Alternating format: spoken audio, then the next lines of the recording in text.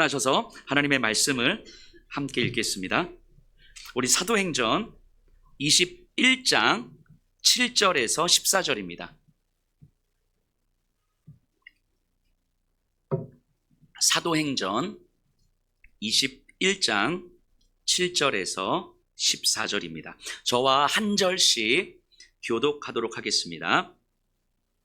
두로를 떠나 항해를 다 마치고 돌레마이에 이르러 형제들에게 안부를 묻고 그들과 함께 하루를 있다가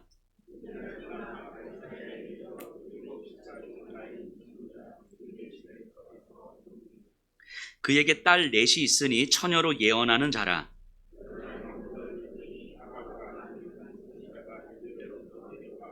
우리에게 와서 바울의 띠를 가져다가 자기 수족을 잡아매고 말하기를 성령이 말씀하시되 예루살렘에서 유대인들이 이같이 이 띠 임자를 결박하여 이방인의 손에 넘겨주리라 하거늘.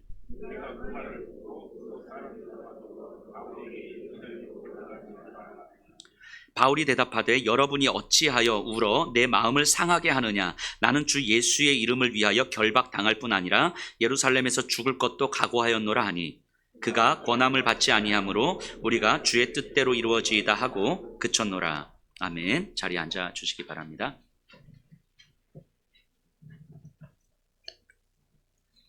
오늘은 바울의 3차 선교 여행의 마지막 장면이에요. 오늘 본문에서 바울의 3차 선교 여행은 끝납니다.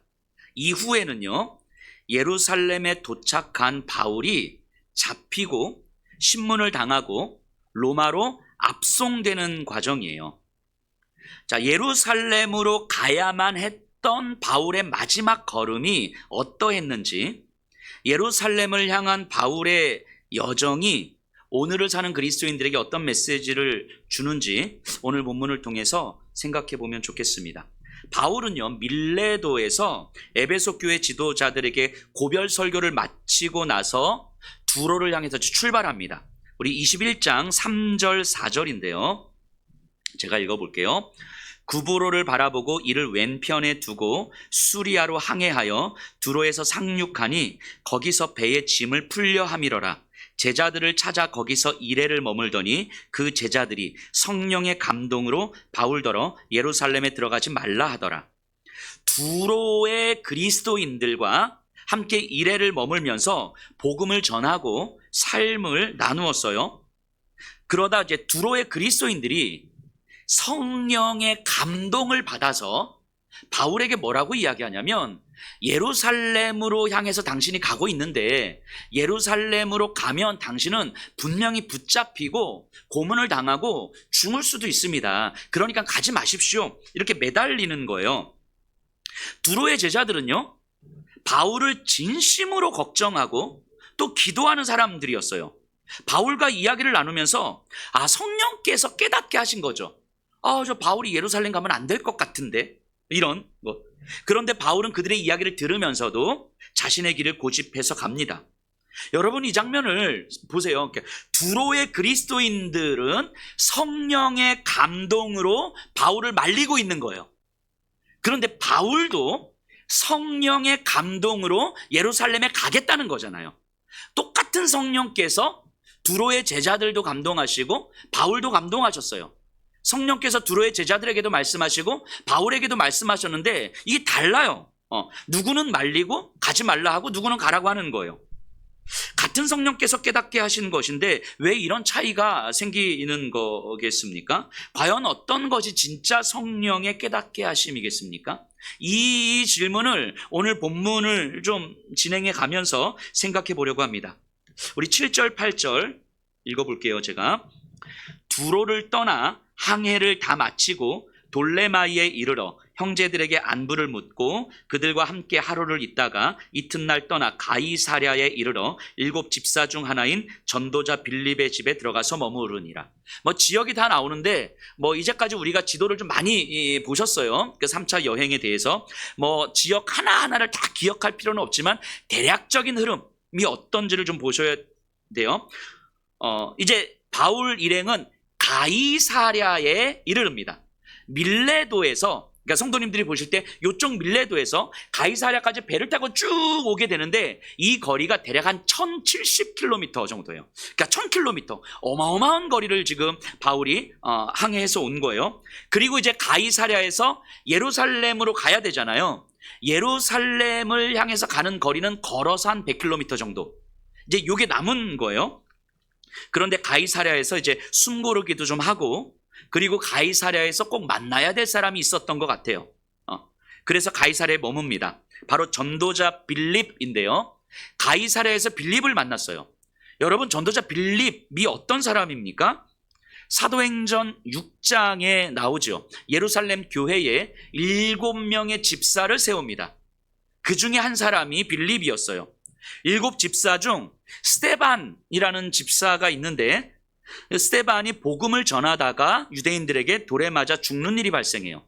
그때 스데반 집사가 돌에 맞아 죽을 때 이 바울이 선교 여행을 하고 있는 이 바울이 이 스데반 집사를 비롯해서 그 교회의 지도자들, 예수 믿는 자들을 잡아다가 옥에 가두고 신문하고 때리고 죽였던 그 일에 앞장섰던 사람이잖아요, 요 바울이. 이 스데반 집사의 죽음 이후에 예루살렘 교회 성도들은 이제 각 지역으로 이제 흩어지거든요. 빌립도 그중 한 사람이었어요. 아마 바울에게 빌립은 이 블랙리스트의 상위에 올라 있었던 사람이었겠죠. 교회 지도자였으니까. 빌립에게 있어서 바울은 그러니까 자기 형제들을 잡고 가두고 때리고 죽였던 그런 사람이잖아요. 빌립은 그때 예루살렘에서 쫓겨난 거예요. 그래서 사마리아로, 광야로 복음을 전하러 여기저기 다니다가 가이사랴에까지 온 것 같은데, 우리 사도행전 8장 40절을 한번 찾아볼까요? 사도행전 8장 40절.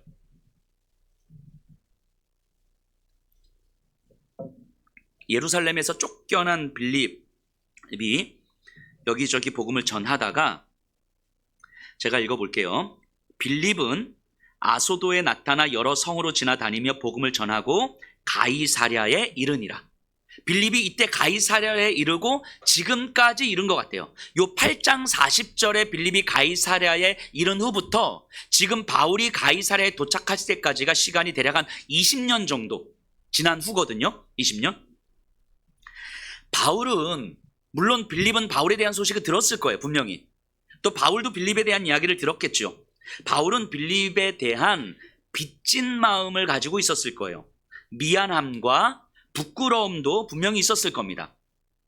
어쩌면 빌립과의 만남은 바울에게는 빚진 마음을 내려놓는 시간이기도 하면서 그 이후로 자신이 어떻게 이방인들에게 예수님의 복음을 전했는지를 말해주고 싶은 시간이기도 했죠. 미안함을 표현하고, 그럼에도 불구하고 이방인들에게 복음을 전하는 이 자랑을 표현하고 싶었던 그 시간이었을 거예요. 자, 상상을 좀 해보면요. 20년 전에 바울, 그 기세등등해서 예수 믿는 자들을 잡으려고 했던 그 바울이 지금 빌립의 눈앞에서 예수님의 복음을 전하고자 목숨을 던지는 삶을 살고 있는 거잖아요. 이 빌립은 바울로부터 쫓겨난 다음에 이방인들에게 복음을 전했거든요. 근데 이 바울이 이방인들에게 복음을 전하고자 목숨을 걸고 있는 거예요. 누구보다 앞장서고 있는 거죠. 빌립의 입장에서는 이게 얼마나 신비하고 놀랍고 감격스러운 일이었겠습니까? 하나님의 살아계심에 산 증거 아니었을까요? 굉장히 기쁘고, 그래서 바울을 응원하고 격려했을 것 같아요. 생각해보면요, 그냥 이 여목사를 그토록 힘들게 했던 그 어떤 분이 20년 지난 후에 만났는데 저 오지에 한 영혼 구원하겠다고 막 목숨 걸고 복음 전하고 있는 거예요. 너무너무 감격스러운 일 아닙니까? 혹시 이 자리에서 뭐야, 나보고 선교 가란 얘기야? 라고 생각하시는 분 잘 들으셔야 되는데, 자, 어쨌든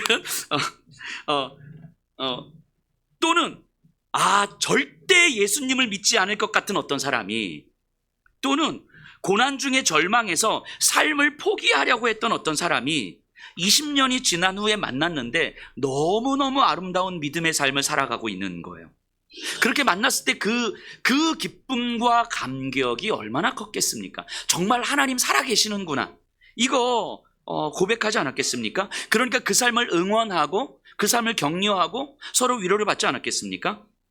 지치고 힘들고 상처투성이의 선교팀이었어요. 이 선교 여정을 다니면서 이 선교팀이 빌립과의 만남을 통해서 얼마나 많은 격려를 받고 얼마나 많은 힘을 얻었겠습니까? 이제 그러고 있는 상황이에요. 지금 가이사랴에서 굉장히 좋은 분위기였을 것 같아요. 그러다 일이 벌어지는데 10절 11절입니다. 여러 날 머물러 있더니 아가보라 하는 한 선지자가 유대로부터 내려와 우리에게 와서 바울의 띠를 가져다가 자기 수족을 잡아매고 말하기를 성령이 말씀하시되 예루살렘에서 유대인들이 이같이 이 띠 임자를 결박하여 이방인의 손에 넘겨주리라 하거늘. 자, 어느 날 유대로부터 가이사랴로 선지자 한 명이 올라오는데 이게 아가보라 하는 선지자예요. 아가보는요, 사도행전 11장에도 나와요. 유대인들에게 있어서 매우 유명하고 또 굉장히 능력 있다 여겨지는 선지자였을 거예요. 이 사도행전 11장에서 아가보가 예언을 하거든요. 온 세상에 기근이 있을 것이다. 그러는데 시간이 얼마 지나자 진짜 기근이 일어났어요. 예루살렘 교회도 그 기근으로 인해서 어마어마하게 힘든 시간들을 보냈죠. 이 유명하고도 능력 있는 선지자가 유대 지역에서 이제 막 온 거예요. 그러니까 예루살렘의 상황을 누구보다도 잘 알고 있는 거죠. 바울의 안전과 관련해서 아가보 선지자보다 더 정확한 정보를 가진 사람은 없었을 거예요. 심지어 아가보는 성령 충만한 사람이잖아요. 이 아가보가 가이사랴에 와서 바울의 띠를 이렇게 가져다가 아가보 자신의 손과 발을 이렇게 묶은 거예요. 그리고 나서 뭐라고 이야기하냐면 예루살렘에 가면 이 띠 임자가 이렇게 결박당할 것입니다. 이렇게 이야기해요. 너무 분명한 이야기를 한 거죠. 그 말을 다 믿을 수밖에 없는 상황인 거예요. 자, 12절 보세요. 우리가 그 말을 듣고 그곳 사람들과 가이사랴 사람들이겠죠. 더불어 바울에게 예루살렘으로 올라가지 말라 권하니. 자, 우리가 말렸대. 우리가 말렸다는 의미는 이 우리 안에 누구도 포함되고 있는 거예요? 사도행전을 지금 기록하고 있는 누가도 포함되고 있는 거죠. 바울과 함께 이 험난한 선교 여정을 다녔던 누가도 바울에게 예루살렘 가지 마세요. 말리고 있는 거고요. 이 바울의 선교팀도 바울을 말리고 있는 거예요. 예루살렘 가지 마십시다. 심지어 가이사랴의 그리스도인들, 아마 빌립까지도 예루살렘에 가지 맙시다. 이렇게 말리고 있는 거예요. 올라가지 말라 권하니 라는 말에서 이 권하다라는 말이 헬라어로 이 미완료 과거 형태로 쓰여져 있는데 헬라어 문법에서 단회적 사건을 보여줄 때는 완료형을 쓰는데 지속 반복되는 행동을 표현할 때는 미완료 형태로 쓰거든요. 그러니까 헬라어의 어떤 문법적 표현인 거죠. 이게 미완료 과거 형태로 되어 있다는 것은 한 번, 두 번 말렸다, 한 번, 두 번 권했다 이게 아니라 지속 반복적으로 굉장히 많은 시간 바울을 설득했다는 거예요. 이 가이사랴 제자들과 바울의 선교팀과 누가 또한. 여러분, 지금 이 분위기를 한번 상상해 보세요. 여러분들이 가이사랴에 있다고 한번 생각해 보세요. 선교팀도 바울도 격려를 받으면서 하나님께서 하신 일을 나누고 있고 또 앞으로 하나님께서 하실 일을 막 기대하고 있지 않겠습니까?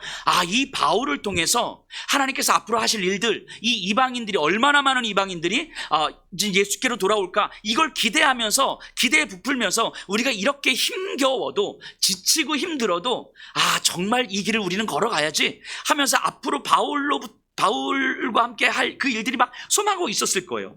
이런 상황에서 아가보가 딱 와서 예루살렘 가면 아마 잡힐 거예요. 죽을 수도 있어요. 이런 이야기를 하니까, 성령에 충만한 사람이 이런 이야기를 하니까 사람들이 어떤 생각을 했겠습니까? 바울을 지켜야 되겠다. 바울을 지켜야 되겠다. 바울을 지켜야 바울을 통해서 하나님께서 하실 일들을 더 많이 하시겠지.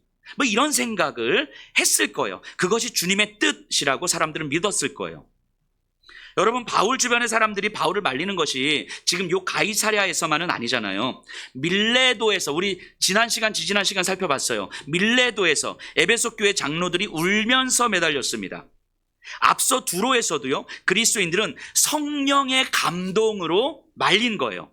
그리고 지금 가이사랴에서는요, 능력 있는 아가보 선지자, 평생 빚진 마음으로 살아야 했던 빌립, 그리고 누가를 비롯한 바울과 험난한 여정을 함께 걸어왔던 이 동역자, 완전히 신뢰했던 이 동역자들조차 모두 말리고 있는 거예요. 울면서 말리고 있는 거예요. 여러분, 이 정도 되면 바울은 이 걸음을 다시 생각해 봐야 되지 않겠습니까? 이들이 자기 고집이 아니라 성령의 감동으로 말리고 있는 건데, 여러분들이 만일 이 현장에 있었다면 여러분들은 어떻게 반응하시겠습니까? 예루살렘으로 가지 못하도록 말리시겠습니까? 아니면 예루살렘으로 가려는 바울을 지지하시겠습니까? 뭐 이때가 아니라 오늘날 이 시대에도 우리에게는 이런 일들은 얼마든지 있을 수 있는 거죠. 물론 우리는 기도할 거예요. 분명히 성령의 충만을 구하고 성령께 물어보겠죠. 그럼에도 불구하고 만일 여러분들이 이런 상황에 놓여져 있다면 여러분들의 반응은 어떠하겠습니까? 한번 상상해 보세요. 아마 선교팀은 바울에게 진짜 저 고집스러운, 답답해 죽었을 것 같은, 진짜 막 이러지 않았을까 하는 생각이 들어요. 자, 13절 14절입니다. 바울이 대답하되 여러분이 어찌하여 울어 내 마음을 상하게 하느냐? 나는 주 예수의 이름을 위하여 결박당할 뿐 아니라 예루살렘에서 죽을 것도 각오하였노라 하니 그가 권함을 받지 아니하므로 우리가 주의 뜻대로 이루어지이다 하고 그쳤노라. 사람들의 그 눈물의 호소에 바울도 마음이 흔들린 거예요.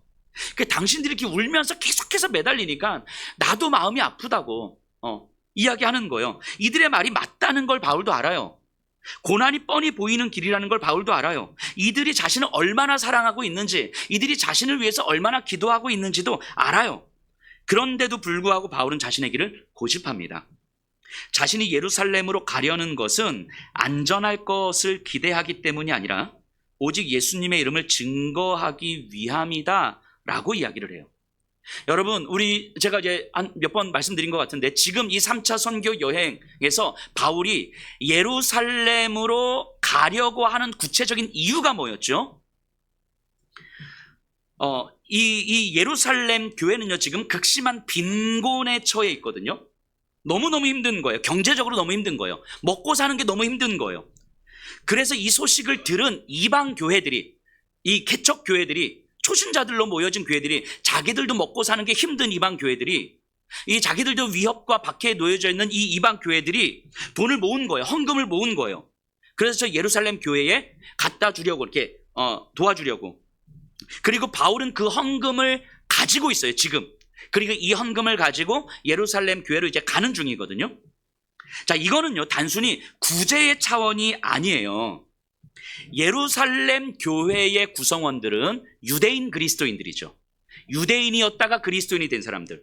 이들은 이방인이었다가 그리스도인이 된 사람들, 이방인 그리스도인들을 온전히 받아들이질 않습니다. 율법도 모르고 율법을 알지도 못하고 배우지도 못한 저 이방인들을 같은 하나님의 자녀라고 받아들이는 게 어려운 거예요. 자기들은 적어도 아브라함으로부터 이어져 내려온 정통신앙의 계승자들이라는 자부심이 있는 거예요. 그래서 이방인 그리스도인들을 받아들이는데 매우 어려움이 있었죠. 그래서 이것 때문에 예루살렘 회의도 열리고 막 난리가 났었던 거잖아요. 막 바울도 베드로도 막 이것 때문에 막 싸우기도 하고 막 이랬잖아요. 이 굉장히 큰 문제였단 말이죠. 바꿔 말하면 교회의 하나됨은 아직 이루어지지 않고 있었다는 거예요. 그런데 이 예루살렘 교회가요, 자신들이 무시하던 이방인 그리스도인들이 자신들을 위해서 생명과도 같은 물질을 내어주고 있는 거예요. 바울은 이들의 헌금을 가지고 예루살렘 교회에 전달하는 거예요. 이거는요, 단지 돈 전달하는 게 아니라 교회의 하나됨을 이루는 매우 중요한 일인 거죠. 예수님의 십자가는 유대인과 이방인의 담을 허물었잖아요. 유대인과 이방인을 하나 되게 만들었잖아요. 그런데 현실적으로는 유대인과 이방인이 하나가 안 되고 있는 거예요. 심지어 교회 안에서도 유대인 그리스도인들과 이방인 그리스도인들이 하나가 안 되고 있는 거예요. 교회가 분열되고 있는 거예요. 서로 안 받아들이고 있는 거예요. 내가 더 정통 하나님의 자녀다, 뭐 이러고 있는 거라고요. 바울의 예루살렘 여정은 십자가의 능력으로 유대인과 이방인의 하나됨을 이루는 결정적 계기가 될 거예요. 교회의 하나됨을 이루는 결정적 사건이 될 거예요.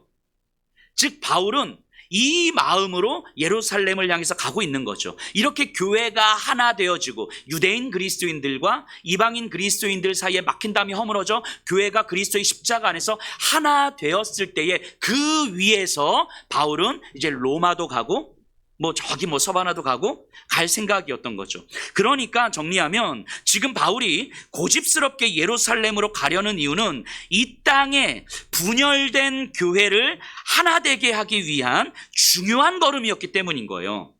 바울 자신에게서 이유를 찾은 것이 아니라, 내가 가야만 하는 이유를 나에게서 찾은 것이 아니라 그리스도의 이유, 그리스도로부터 그 이유를 찾았기 때문이에요.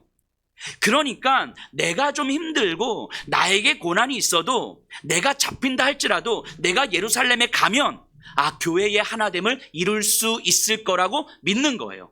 십자가의 능력이 유대인과 이방인을 하나 되게 만들었던 그 십자가의 능력이 현실로 경험될 거라고 믿는 거예요.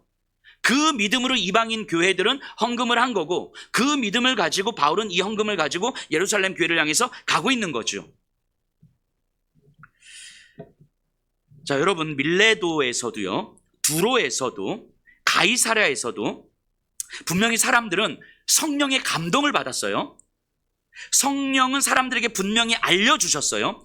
예루살렘에 가면 반드시 고난이 있을 것이다. 예루살렘에 가면 반드시 잡혀서 신문당해서 죽을 수도 있다. 분명히 알려주셨어요. 자, 그런데 성경을 자세히 보세요. 성령께서는 고난이 있을 거에 대해서는 분명히 알려주셨지만, 그러니까 예루살렘으로 가라, 예루살렘으로 가지 마라, 이건 말씀 안 하신 거예요. 아가보 선지자가 뭐라고 얘기해요? 예루살렘으로 가면 이띠 임자가 결박당할 거다 이야기한 거잖아요. 근데 사람들이 이 말을 듣고 가지 마세요라고 매달리고 있는 거라고요. 성령께서는요, 예루살렘으로 가면 고난이 있을 거고 결박당할 거고 죽을 수도 있어 라고 말씀하셨어요. 하지만 그러니까 가지 마라, 그러니까 가라, 이렇게 말씀하시진 않으셨다고요. 그러니까 갈 수도 있고 안 갈 수도 있는 거예요. 바울 주변의 사람들은 고난이 있을 거라는 성령의 깨닫게 하심 앞에서 가지 말자고 반응을 하고 있는 거고요. 바울은 고난이 있을 거라는 성령의 깨달음 앞에서 가려는 반응을 하고 있는 거예요. 여러분, 이 부분을 잘 생각해 보셔야 돼요. 성령께서 우리를 이끄시는 방식을 잘 보셔야 됩니다. 이 장면은요, 지금부터 진짜 집중해서 들으셔야 돼요. 지금까지도 집중해서 들었는데 어떻게 더 집중해서 듣지? 진짜 집중해서 들으셔야 돼요. 왜냐하면 진짜 중요한데 좀 어려울 수 있어요. 왜냐하면 이 장면은요, 구약과 신약의 결정적 차이점을 보여주는 장면이기 때문이에요.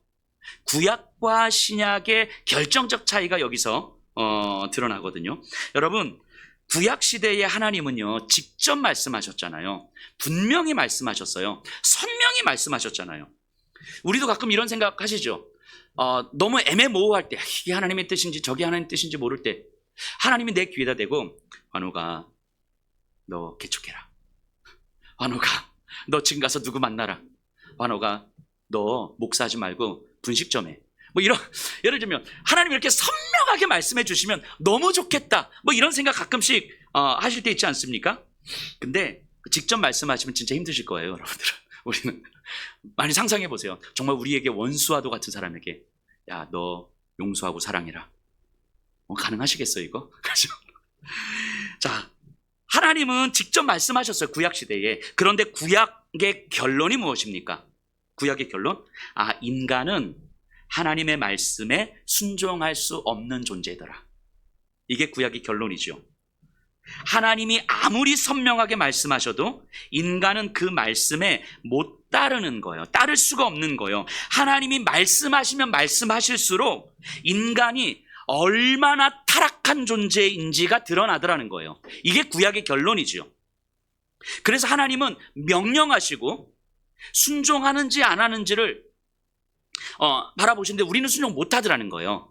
이게 증명된 거예요. 인간이 타락한 존재여서 안 된다는 게 증명된 거예요. 그래서 하나님은 우리에게 다른 접근 방식을 취하신 거죠. 어떤 접근 방식이냐면 하나님 우리 앞에서 이렇게 해라 저렇게 해라 말씀하시는 게 아니라 성령님으로 우리 안에서 우리와 함께 살아가시며 우리의 마음을 감동시키시고 우리의 마음을 변화시키셔서 예수님처럼 생각하게 만드시는 거예요.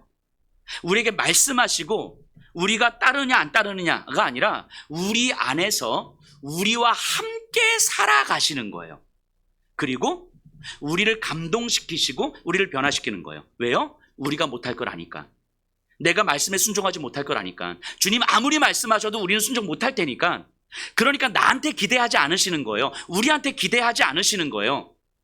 그런데 우리가 말씀에 순종하면 좋겠거든요. 왜냐하면 우리를 사랑하시니까. 우리를 놓고 싶지 않으시니까. 우리를 하나님의 자녀로 삼고 싶고 우리와 항상 동행하고 싶으시니까. 그러려면 하나님의 말씀에 순종을 해야 되잖아요. 그런데 우리는 순종 못하거든요. 그래서 하나님이 취하시는 방식이 우리 안에 들어오셔서 우리와 함께 살아가시는 거예요. 그리고 우리를 감동시키시고 우리를 변화시키시고 하나님의 아들 예수께서 그러셨던 것처럼 예수님처럼 생각하게 하시는 거예요. 성령이 우리 안에서 우리를 점점 지배하게 되면 우리의 낡고 이기적이고 헛되고 어리석은 생각과 생활 방식들이 조금씩 무너지게 됩니다. 그렇게 점점 우리는 예수님이 중요하게 여기는 것들이 나에게도 중요하게 여겨지고 예수님이 걸으신 그 길이 점점 나의 길이 되는 거예요. 우리에게 명령하시고 맡기는 것이 아니라 우리와 함께 예수님의 길을 찾아가시는 거예요. 이게 복음이지요. 이게 우리한테 맡길 수 없었기 때문에 하나님이 직접 오셔서 우리와 함께 만들어 가시는 거예요. 이게 신약 시대에 하나님께서 우리와 함께 일하시는 방식이에요. 이게 구약과 신약의 결정적인 차이인 거죠. 자, 그럼 이 관점에서 바울의 이야기를 다시 보면요. 성령은 분명히 예루살렘으로 가면 고난이 있을 거라 말씀하셨어요. 그러면 이제 고민이 뭐냐면 예루살렘으로 갈 거냐 말 거냐가 아니에요. 고난이 있으니까 예루살렘으로 갈까 말까 이게 아니라 예루살렘으로 가야 하는 그리스도의 이유가 있습니까? 이 질문이어야 되는 거예요. 내 안에 성령 하나님께서 나를 감동시키셔서 내 안에서 던지시는 질문은 이 길이 걸어가야 될 이 예루살렘을 향한 이 길을 걸어가야 할 그리스도의 이유가 있습니까? 이 질문이어야 되는 거예요. 여러분 고난이 있으니까 갈까요 말까요? 힘겨우니까 할까요 말까요? 이게 아니에요. 이제까지 우리에게는 힘들면 하나님 이 고난을 없애주십시오. 하나님 고난이 없는 길을 걸어가고 싶습니다. 갈까요 말까요? 이 길일까요? 아닐까요? 우리의 관심이 여기였다면 이제는 질문이 바뀌어야 되는 거예요. 우리 안에 있는 성령께서 우리에게 이 질문을 던지시는 거죠. 고난이 있지만 고난을 감당해야 할 그리스도의 이유가 있습니까? 이 질문을 던지시는 거예요. 그리스도의 이유가 있다면 고난은 감당하는 거예요. 하지만 그리스도의 이유가 없다면 굳이 고난을 감당해야 될 이유는 없는 거예요. 여러분 바울이요 고린도에서 가이사랴로 배를 타고 바로 오려고 했잖아요. 처음에. 근데 유대인들이 바울을 죽이려고 했거든요. 그 소식을 듣고 그 배 안 타고 육로로 마케도냐까지 쭉 올라가서 왔잖아요. 여러분 생각해 보세요. 지금 이 모습의 바울이라면 죽음도 불사하고 유대인들이 나를 죽이다 할지라도 나는 저 배를 타겠습니다. 이래야 될 것 같은데 안 그러잖아요. 왜 그랬을까요? 굳이 그래야 될 이유를 못 찾는 거예요. 굳이. 여기서 그냥 배 타고 유대인들에게 죽는 것 이건 아무 의미가 없는 거예요. 그리스도의 이유가 아닌 거예요. 그래서 죽음을 피해서 고난을 피해서 물론 힘들긴 하지만 육로로 마게도냐로 온 거죠. 바울도 고난을 피해 갔어요. 무조건 무모하게 고난을 감수한 게 아니었단 말이죠. 그러니까 그냥 사서 고생을 하는 것 이런 거 아니에요. 그리스도인의 삶이라는 게 그리스도의 예수 그리스도의 이유가 있는 길이냐 이 질문을 던지는 거예요.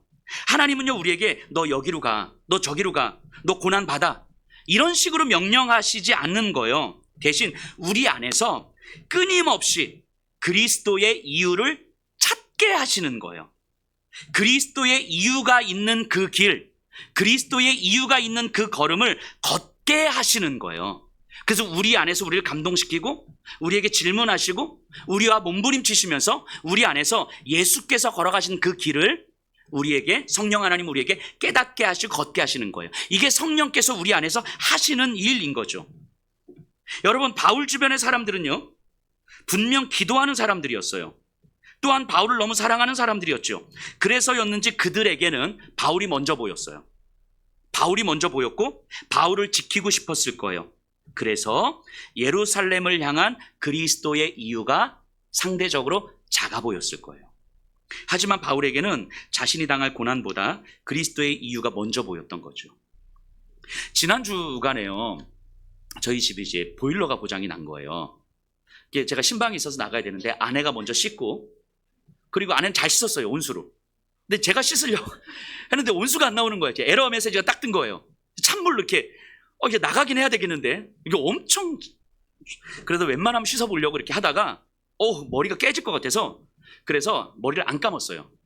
샤워 안 하고 머리 안 감고 물을 이렇게 묻혀가지고 머리 이렇게. 사실 이게 티가 별로 안 나.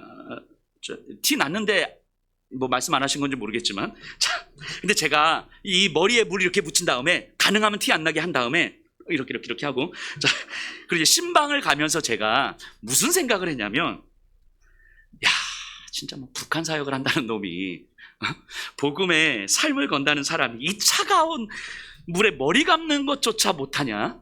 야, 진짜 너 한심하다. 스스로 이런 생각이 든 거예요. 그러다 조금 시간이 지나면서 생각을 바꿨어요. 내가 굳이 찬물에 머리를 감아야 될 그리스도의 이유가 있나? 예수 그리스도의 이유가 있나? 내가 찬물에 머리를 감아야 돼? 아니, 그냥 별로 그냥 이거는 감으나 마나 뭐 그냥 티도 잘 안 나고 그냥 이렇게 바르면 되니까 이렇게 괜찮더라고요. 그런데 만일 제가 생각을 했는데, 만일 찬물에 머리를 감아야 할 그리스도의 이유가 있다면 감을 수도 있겠더라고요. 누군가가 저한테 목사님이 얼음물에 머리 감고 샤워하시면 제가 교회 다닐게요. 이러면 샤워할 수 있을 것 같은 거예요. 그런 생각을 했다고요. 이렇게 보일러 고장나서. 보일러 고장나도 하나님의 은혜를 주셔서 이 깨달음을. 여러분, 성령님은요, 우리를 고난이 없는 길로 인도하시는 게 아니에요. 예수를 믿고 사는 삶은요, 꽃길만 걷는 삶이 아니죠. 찬물로 머리를 감아야 되는 길도 있는 거고요. 예수께서 걸어가신 그 길도 있는 거죠. 가시밭길도 있는 거죠. 고난의 길로 우리를 이끄시기도 하죠. 그리고 우리에게 질문을 던지시는 거예요. 이 고난의 길을 걸어갈 만한 그리스도의 이유가 있는가? 이 질문을 던지시는 거예요. 그리스도의 이유를 깨달았는가? 그러면 그 다음에 우리는 이 그리스도의 이유에 삶을 걸 수 있는 용기를 주십시오. 이거 기도하는 거예요. 즉, 우리 안에 계신 성령 하나님과 씨름하면서, 성령님, 내가 이 길을 마주해야 할, 이 길을 걸어가야 할 그리스도의 이유를 깨닫게 해주십시오. 내 마음에 감동을 일으키시고 내 마음에 예수의 길을 깨닫게 하심으로 내가 걸어가야 될 그리스도의 이유를 깨닫게 해주십시오. 그리고 깨달아지면 이제 기도하는 거예요. 매달리는 거예요. 주님, 이 깨달아진 이 그리스도의 이유에 내 인생을 걸 수 있는 용기를 허락해 주십시오. 이 답을 찾는 것을 성령께서 우리와 함께 하시겠다는 거예요. 타락한 인간은 못하니까. 그래서 성령이 우리 안에 오신 거예요. 우리와 함께 이 답 찾아가시겠다는 거예요. 그래서 우리에게 요청하시는 건 뭡니까? 성령을 의지하라는 거였어요. 성령의 도우심을 의지하라는 거였어요. 이것이 그리스도인의 삶이죠. 예수님께서 겟세마네 동산에서 하셨던 기도 생각해 보세요. 아버지여, 이 잔을 내게서 옮겨주시옵소서. 그러나 나의 원대로 마옵시고 아버지의 원대로 하옵소서. 무슨 말입니까?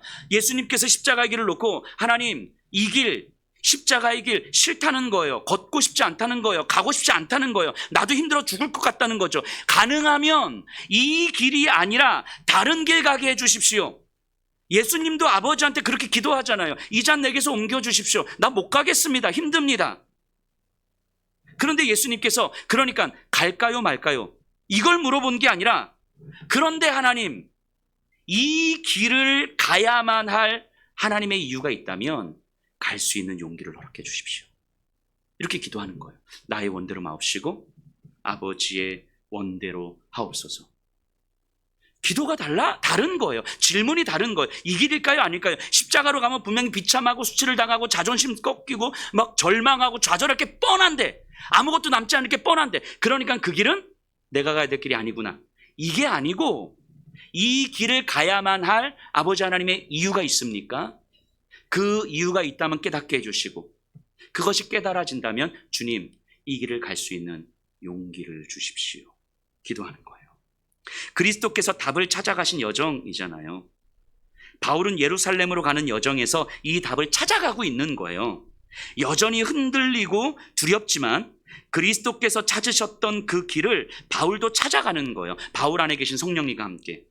그 답을 아직 찾지 못할 수 있지요. 찾지 못한 사람들이 있지요. 그럼 성령은 기다리시는 거예요. 그 안에서 끊임없이 탄식하면서, 우리가 알지 못한 채, 우리가 모른 채 살아가지만 우리 안에서 성령은 탄식하시면서 우리를 기다리시고, 또다시 우리를 감동시키시고, 또다시 우리를 변화시키실 그때를 기다리시면서 우리를 이끌어 가시는 거예요. 여러분, 이 사도행전을 기록하고 있는 누가, 생각해 보세요. 누가는 바울을 말렸잖아요. 이때 바울 선생님 가지 마십시다. 그런데 이후에 예루살렘에서 시간을 보내면서 누가는 분명 깨달았을 거예요. 아, 그때는 나에게 그리스도의 이유가 선명하지 못했었던 거구나. 그리스도의 길을 찾기보다는 바울을 향한 염려가 훨씬 더 컸었던 거겠구나. 그런데 예루살렘에서 진행되는 여러 과정들을 보면서, 아, 성령께서 가르쳐 주신 대로 붙잡혔고 결박당했고 신문당하고 죽음의 위협을 경험했지만, 아, 죽음의 위협을 경험하는 것이 그리스도의 이유였구나. 죽음의 위협을 경험하는 것이 주님의 뜻이었구나. 이것을 통해서 주님께서 하실 일들이 있으셨던 거겠구나. 바울은 그것을 알고 있었던 거겠구나. 누가가 그것을 깨닫지 않았겠습니까? 그래서 지금 이 사도행전 27장은 자기의 영적 미숙함을 그리고 있는 거잖아요. 아마 저 같았으면 이렇게 썼을 것 같아요. 제가 누가였다면 우리가 아니라 가이사랴에 있는 제자들과 선교팀 일부가 바울을 말렸다, 뭐 이렇게 썼을 것 같은데, 누가는 자기가 말렸다고 쓰고 있잖아요. 자기가 바울을 말렸다고 쓰고 있잖아요. 왜 이렇게까지 쓰고 있겠습니까? 시간이 지나서 깨달았으니까. 시간이 지나서 분명히 깨달았으니까. 누가 자신도 이렇게 조금씩 그리스도인으로 성장해 가고 있는 거예요. 그리스도의 이유를 찾아가고 있는 거죠. 바울도 이 과정을 겪었고 누가도 이 과정을 겪고 있는 거예요. 바울 주변의 사람들도 모두 이 과정을 겪고 있는 거예요. 선명한 답이 아니라 명령하시고 이거 해 저거 해, 이게 아니라 자기 안에 있는 성령님과 함께 그리스도의 이유를 찾아가는 여정으로서의 삶을 이들은 살아가고 있는 거예요. 그 때로는 누군가는 조금 더 한 걸음 앞서 나가는 거고, 때로는 누군가는 뒤에서 성령님께서 기다리시면서 가는 거고, 지금 이 자리에 있는 저와 여러분들도 이 과정 겪고 있는 거예요. 이것이 신약시대에 하나님께서 우리에게 일하시는 방식이죠. 여러분들에게 일하시는 방식이죠. 여러분들 안에서 여러분들과 함께 사시며 여러분들의 마음을 감동시키시고 여러분들의 마음을 변화시키시면서 여러분들로 하여금 예수님의 생각으로 살기를 원하시는 거예요. 그래서 여러분들로 하여금 그리스도의 길을 찾고 그리스도의 이유를 찾기를 원하시는 거예요. 그래서 이것이 깨달아지는 우리는 질문을 다시 던지는 거예요. 이 길일까요? 저 길일까요? 고난이 있는데 갈까요? 말까요? 할까요? 말까요가 아니라, 하나님, 이 길에, 내가 마주해야 되는 이 길에 그리스도의 이유가 무엇인지 깨닫게 해주십시오. 여러분, 피조물인 인간이 성자 하나님, 성령 하나님과 함께 살아가는 이 삶이 사실은 이게 얼마나 은혜입니까? 피조물인 인간이 하나님과 함께 살아간다는 것이 얼마나 은혜예요. 이것이 얼마나 큰 기쁨입니까? 그래서 그리스도인의 삶을 이렇게 설명을 해요. 이 문장을 좀 기억하셨으면 좋겠어요. 유한한 세상에서 영원한 기쁨을 경험하는 사람. 다시요. 유한한 세상에서 영원한 기쁨을 경험하는 사람. 유한한 세상을 살아간다는 건 모든 것이 제한되어 있기 때문에 내가 이 제한되어 있는 것들 중에서 내가 얼마나 더 많이 갖고 있느냐, 이게 내 삶의 가치를 결정하는 거잖아요. 그것이 돈이든 성공이든 자존심이든. 그것이 없으면 초라한 인생인 거잖아요. 그런데 영원한 기쁨은요, 소유, 내가 가진 것으로는 설명할 수 없는 기쁨인 거예요. 이 유한한 세상에서 영원하신 하나님, 영원하신 그리스도를 소유한 삶이라는 건 이 땅에서 이 돈이든 성공이든 자존심이든 뭐 건강이든 뭐 자녀든 등등등 이런 것들로는 경험할 수 없는 기쁨이라는 거예요. 에덴 동산에서 아담과 하와를 생각해 보세요. 아담과 하와가 에덴 동산에서 소유했던 게 뭐였습니까? 아무것도 없었어요. 그런데 하나님께서 주신 모든 것들을 다 누렸죠. 만일 에덴 동산에서 아담과 하와가 야, 여기부터 여기까지는 내 땅, 여기서부터는 네 땅, 요 나무는 내 거, 저거는 네 거, 내 나무에서 가지가 넘어가서 열매 맺은 그거 내 거, 뭐 이러고 살았다고 한번 생각해 보세요. 그러면 에덴 동산에서 아담은 자기 소유 지키느라고 하나님의 모든 것을 못 누렸을 거예요.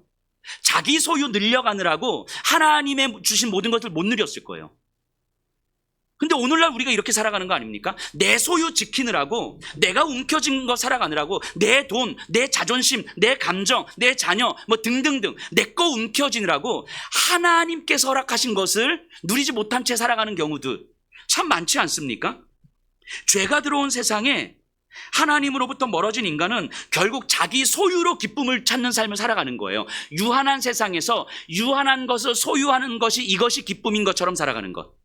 이게 죄가 들어온 세상의 삶의 방식 아닙니까? 이런 세상에 하나님은 다시 영원한 기쁨을 허락하신 거예요. 예수님을 통해서.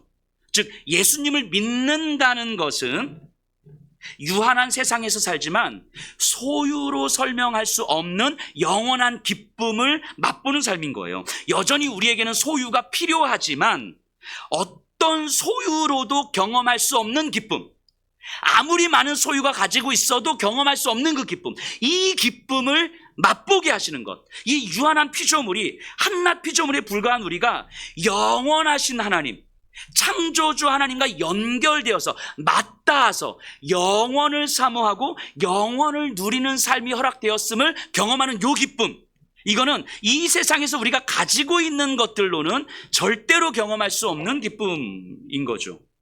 그래서 영원한 기쁨을 맛본 사람은요, 성령과 함께 살기를 간구하는 거예요. 성령이 아니면 이건 불가능하니까. 누가처럼, 바울 주변의 사람들처럼 고난의 길을 피하려는 삶을 살고 싶지만 조금씩 질문이 달라지는 거예요. 이 고난을 감당해야 할 만한 그리스도의 이유가 있는지를 묻게 되는 거예요. 지금 내가 살아가는 내 일상이 그리스도의 이유로 설명되는 일상인지를 묻는 거예요. 성령께서 깨닫게 하시는 그리스도의 이유는 유한한 세상에서 우리가 가진 것으로는 절대 경험할 수 없는 기쁨이라는 걸 조금씩 맛보아가는 삶이기 때문인 거죠. 그런데 유한한 세상에서 우리가 꽉 쥐고 있으니까, 이거 움켜쥐고 있으니까, 이거 안 놓으니까, 이런 것들로 내 삶의 기쁨을 얻으려고 하니까, 그러니까 영원한 기쁨을 분명히 누리지 못하는 거잖아요. 그래서 우리가 안 놓으니까 하나님께서 놓게 하시는 거죠. 이걸 우리는 고난이라고 말하기도 하는 거예요. 그리고 하나님께서 우리의 움켜쥔 손을 하나씩 놓을 때 우리 안에 계신 성령 하나님은 하나님의 시선에서 이 상황을 바라보라고 우리에게 말씀하시는 거예요. 그래서 바울은 예루살렘으로 갈 수밖에 없었던 거죠. 고난이 예상되었지만, 모든 것을 잃어버릴 테지만 내가 잃어버릴 것과 비교할 수 없는 그 영원한 기쁨, 그리스도를 소유한 기쁨을 알기 때문인 거죠. 그래서 여러분들, 우리가 이런 기도 종종 하잖아요. 하나님께, 하나님 나도 예수님의 사랑을 허락해 주십시오. 이렇게 기도하면 하나님께서 우리에게 사랑을 딱하니 주시는 게 아니잖아요. 내 안에 계신 성령 하나님과 예수님의 사랑을 연습할 수 있는 삶을 허락하시죠. 어떻게요? 사랑할 수 없는 사람을 내 옆에 딱 놓아두심으로. 그렇죠? 우리가 하나님께 용기를 달라고 기도를 하면 하나님 우리에게 용기를 딱 주시는 게 아니잖아요. 내 안에 계신 성령 하나님과 예수님의 용기를 연습할 수 있는 삶으로 우리를 이끄시죠. 우리가 두려울 수밖에 없는 상황을 허락하심으로. 우리가 하나님께 하나님 예수님의 인내를 주십시오. 나도 인내하고 싶습니다라고 기도하면 하나님이 우리에게 인내를 딱 주시는 게 아니잖아요. 우리 안에 계신 성령님과 함께 예수님의 인내를 연습할 수 있도록 우리를 이끄시죠. 인내할 수 없는 상황을 우리에게 허락하심으로. 그러니까 사랑할 수 없는 사람이 있다면 그 안에서 그리스도의 이유를 찾아보라는 하나님의 메시지인 거예요. 성령께서 우리를 이끌어 그리스도의 길을 찾아 영원한 기쁨을 누리라는 하나님의 메시지인 거겠죠. 두려운 상황이 있다면 그 안에서 그리스도의 이유를 찾아보라고, 인내할 수 없는 상황이 있다면 그 안에서 성령과 함께 그리스도의 이유를 찾으라는 하나님의 메시지인 거죠. 왜냐하면 우리는 안 되니까. 그래서 우리에게 성령 하나님을 보내주셔서 그거 하게끔 하시는 거니까. 우리에게 고난이 없는 삶, 인내가 필요 없는 삶, 두려움이 필요 없는 삶이 하나님이 보실 때 최선이 아니라는 걸 아시기 때문인 거죠. 그러니 사랑할 수 없는 사람은 우리에게 예루살렘인 거예요. 그리스도의 이유를 찾지 못하면 피할 수밖에 없는 길이지만 그리스도의 이유를 찾으면 갈 수밖에 없는 길이에요. 두려운 상황은요, 인내할 수 없는 상황은 우리에게 예루살렘인 거예요. 바울의 예루살렘. 여기서 그리스도의 이유를 찾지 못하면 이 길 피해가는 거예요. 하지만 그리스도의 이유를 찾으면 이 길 걸어가는 거죠. 이런 예루살렘 앞에서 이 세상의 유한한 시선으로 나를 바라보는 것이 아니라 주님이 나를 바라보는 시선으로 나를 바라볼 수 있다면 그 인생 가장 축복받은 인생 아니겠습니까? 여러분, 우리 인생은요, 언제나 예루살렘이 있었어요. 언제나 다양한 모습으로 예루살렘이 있었어요. 지금 우리에게도 마찬가지죠. 지금 우리가 마주하고 있는 예루살렘이 분명히 있을 거예요. 내 마음을 힘들게 하고 흔들리게 하고 좌절하고 절망하게 하는, 나에게 힘겨워만 보이는 상황, 고난으로만 보여서 피하고 싶은 그런 현실. 혹시 우리에게 그게 건강입니까? 가족 안에서의 어려움입니까? 경제적인 어려움입니까? 직장에서의 문제입니까? 직면하고 싶지 않은 내 안의 상처와 아픔입니까? 또는 내가 마주하고 싶지 않은 어떤 사람입니까? 나에게 상처를 준 사람과 마주해야 합니까? 마음을 힘들게 하는 사람 앞에 서야 합니까? 그래서 우리의 고민이 충분히 힘들 것이 예상이 되는 이 상황을 어떻게 피해야 하나? 혹시 이 고민을 하고 있습니까? 이 사람을 어떻게 피해야 하나? 혹시 이 고민하고 있습니까? 질문을 바꾸셔야 되는 거예요. 성령께서 던지는 질문을 들으셔야 합니다. 지금 내가 마주해야 할 예루살렘이 있다면 이 상황을 통과해야 할 그리스도의 이유가 무엇입니까? 그리스도의 이유를 선명히 깨닫게 해주십시오. 그리고 그리스도의 이유에 따를 수 있는 용기를 주십시오. 순종을 통해서 영원한 기쁨을 누리게 해주십시오. 그리고 내 평생 이 기쁨을 포기하지 않게 해주십시오. 이렇게 기도하셔야 돼요. 예루살렘으로 가지 않았다면 누릴 수 없었던 그 성령의 능력, 영원한 기쁨 구하셔야 돼요. 여러분, 지금 나에게 예루살렘은 어디입니까? 누구입니까? 주님, 더디 가더라도, 비록 지금은 갈 수 있는 힘이 나에게 없다 할지라도 내 안에서 나와 함께 일하시는 성령님에 기대어 결국은 가게 해주십시오. 그리스도의 이유를 찾아 순종하게 해주십시오. 우리 이렇게 기도할 수 있으셔야 됩니다. 우리 다 같이 일어나셔서 주를 찬송하겠습니다.